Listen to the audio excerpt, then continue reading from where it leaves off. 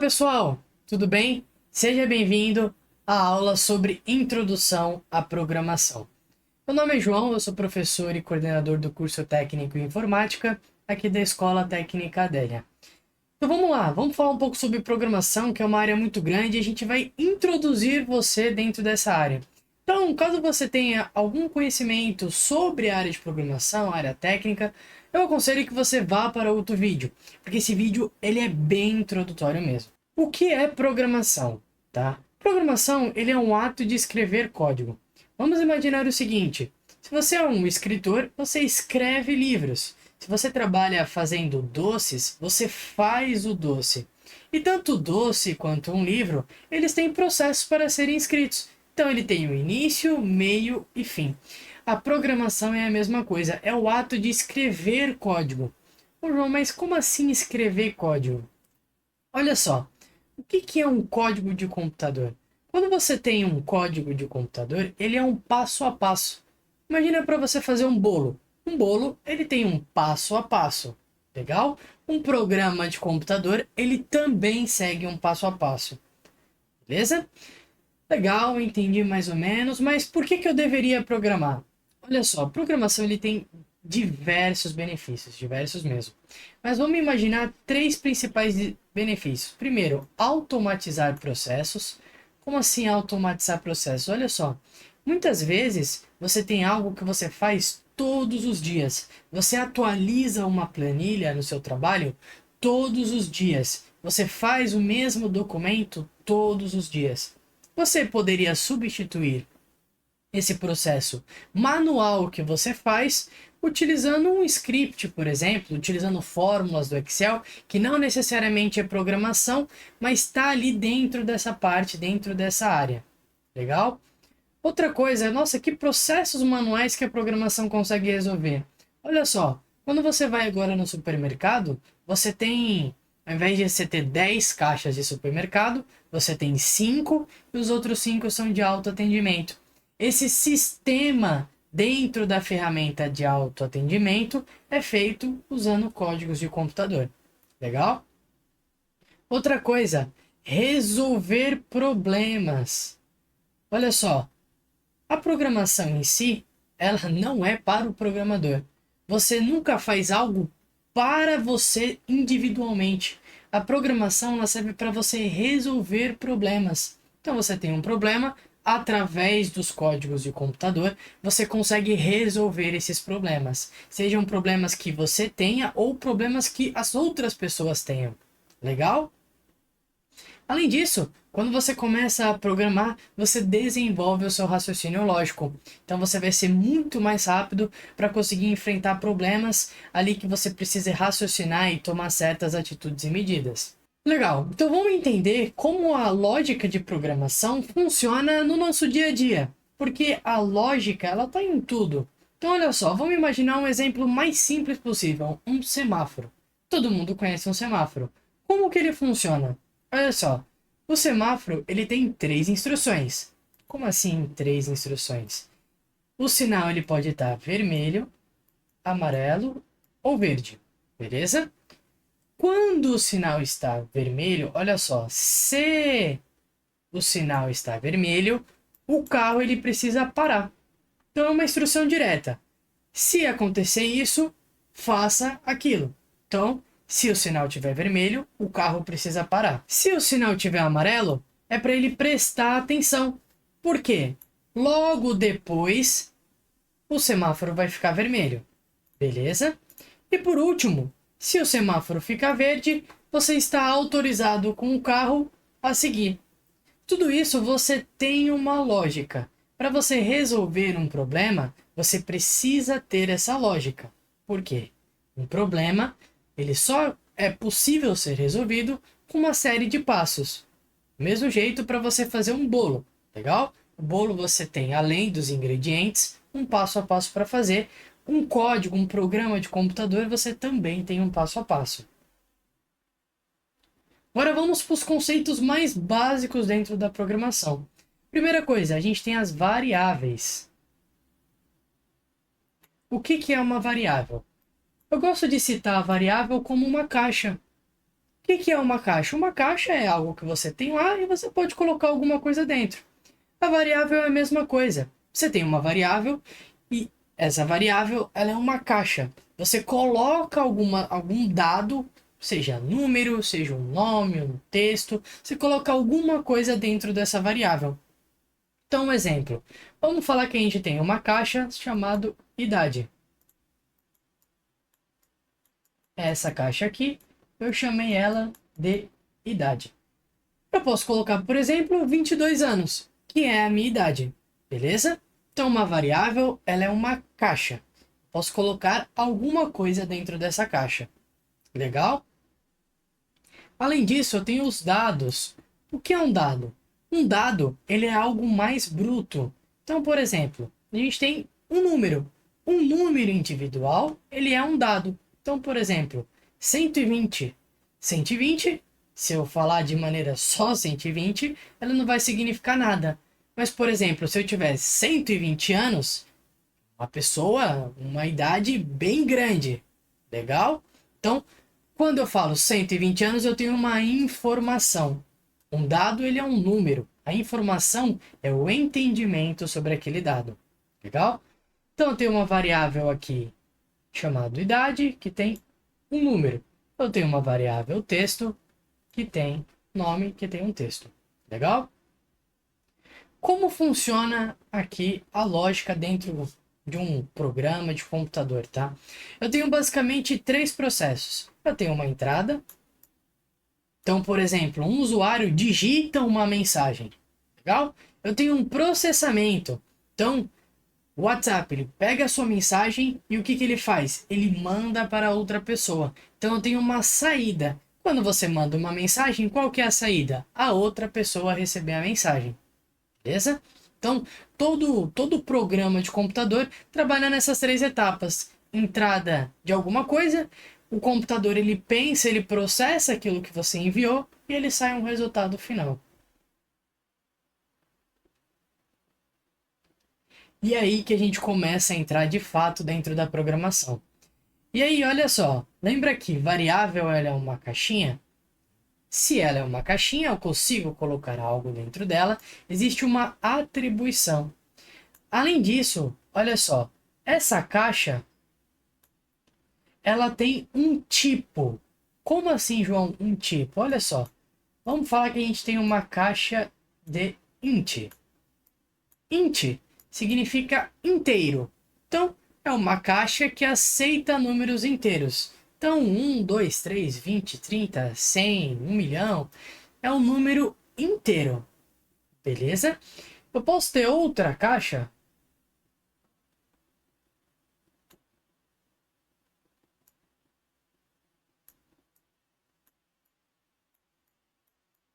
Double.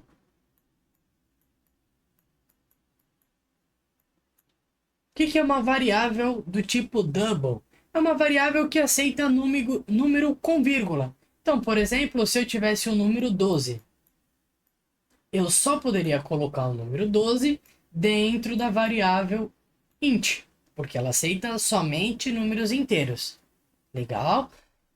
Se eu tiver, por exemplo, 1,5, eu só poderia colocar ela dentro da caixinha double, porque é um número com vírgula. Beleza? Tudo bem? Tranquilo?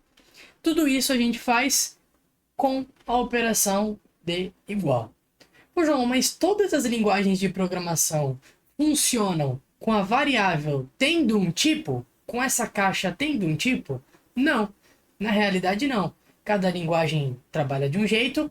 Então, o exemplo que eu estou citando aqui para vocês, a gente vai usar todos em Java. E no Java, você precisa ter uma variável que tem um tipo.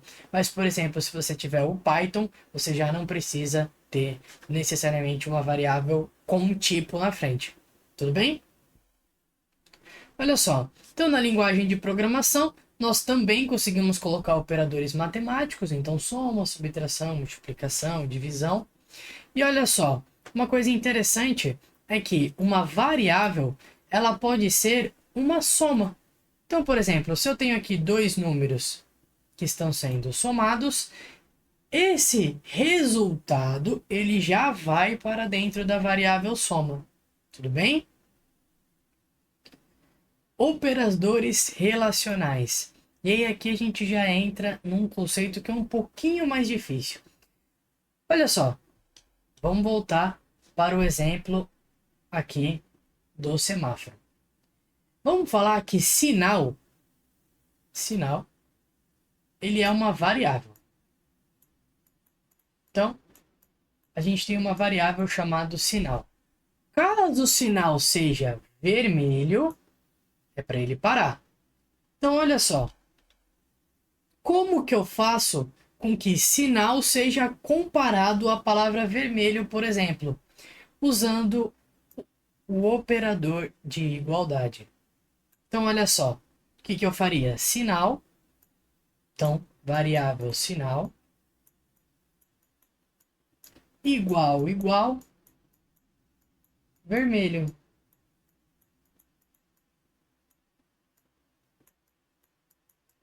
Se sinal for igual a vermelho, aí eu posso pedir para os carros pararem, enfim. Aqui eu posso colocar outras coisinhas abaixo. Tudo bem? Tranquilo? Diferente dentro do Java é exclamação igual, maior, menor.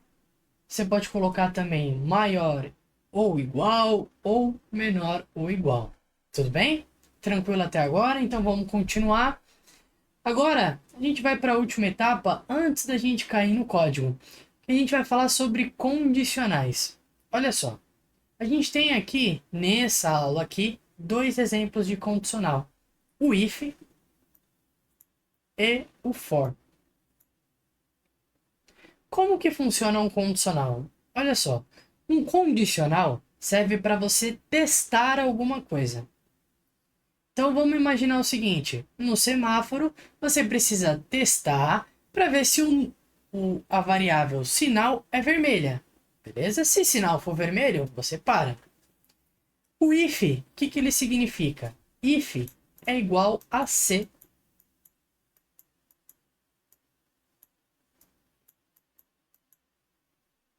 Ou seja, se acontecer alguma coisa, você faz tudo que está entre chaves, ele vai ser executado.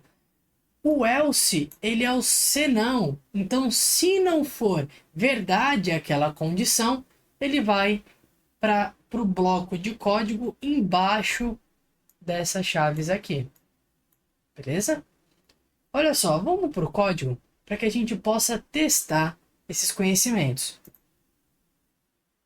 Então, eu estou aqui num programa que serve para fazer outros programas. Eu estou aqui no IntelliJ. Legal, mas você poderia usar, por exemplo, o Visual Studio Code ou Eclipse também, sem problemas. E dentro aqui dessa estrutura, a gente tem um padrão, tá, no Java. Dentro do Java você vai ter uma classe principal chamada main e uma subclasse aqui, uma função chamada main também, tá? Essa função nós podemos executar ela aqui. Então, clicando nesse símbolo aqui de play na esquerda, você executa. E olha só, primeira coisa aqui dentro do Java, a gente tem o system.out.print.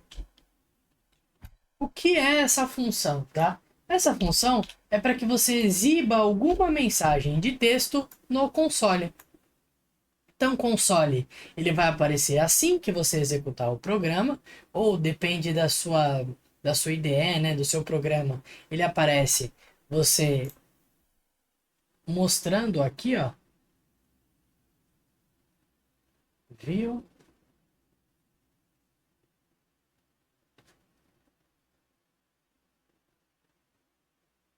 Terminal, beleza? Então, você clicando, também vai aparecer esse terminal aqui. Tudo bem? Colocando essa função system.out.print, colocou aqui as aspas, dentro das aspas você vai colocar a mensagem. Você executando essa função, a mensagem vai aparecer aqui dentro do terminal, beleza? Olha só, vamos criar uma variável chamada idade. Eu posso pegar essa variável, colocar um número dentro dela. Eu posso pegar essa variável e colocar dentro do print. E aí o que vai aparecer aqui dentro? Não vai ser mais mensagem. Se eu executar, ele vai aparecer o 22, que é o valor que eu coloquei aqui na idade. Por exemplo, eu posso colocar aqui também